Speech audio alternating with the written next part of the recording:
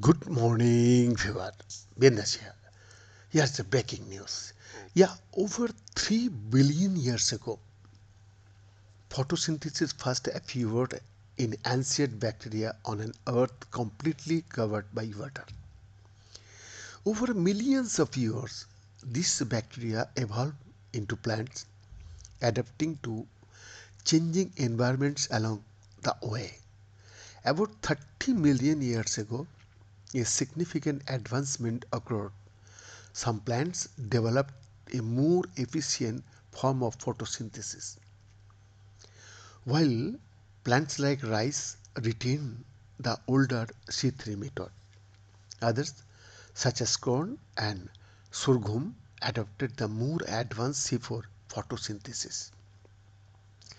Today, there are over 8,000 species of C4 plants thriving in hot, dry climates and ranking among the world's most productive crops. Despite this, the majority of plants still rely on the less efficient C3 process. This raises an intriguing question. How did C4 photosynthesis evolve?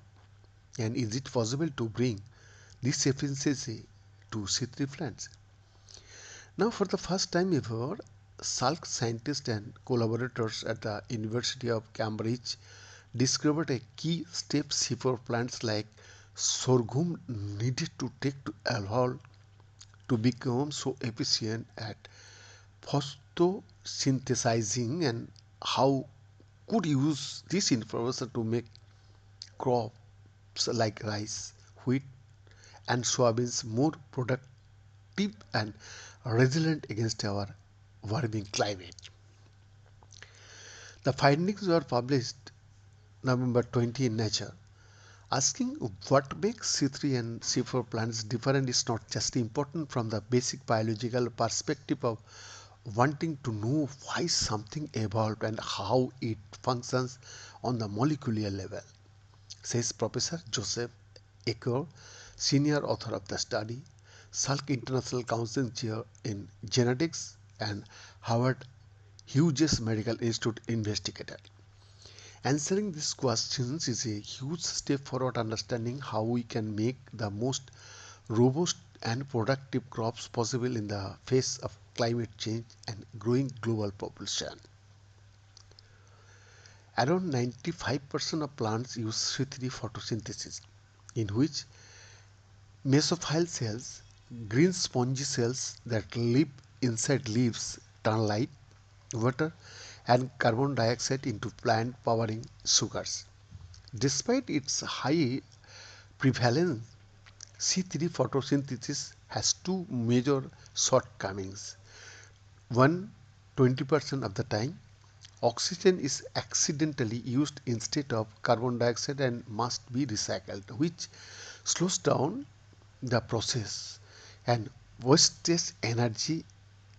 And two, pores on the leaf surface are open too frequently while waiting for carbon dioxide to enter, causing the plant to lose water and become more vulnerable to drought and heat. Fortunately, evolution has solved these issues with C4 photosynthesis. C4 plants recruit bundle cells which normally serve as leaf vein support to photosynthesize alongside mesophyll cells. Yeah, as a result, C4 plants eliminate those oxygen use mistakes to conserve energy and keep plant surface porous, close to more open to conserve water. The result is a 50% increase in efficiency compared to C3 plants.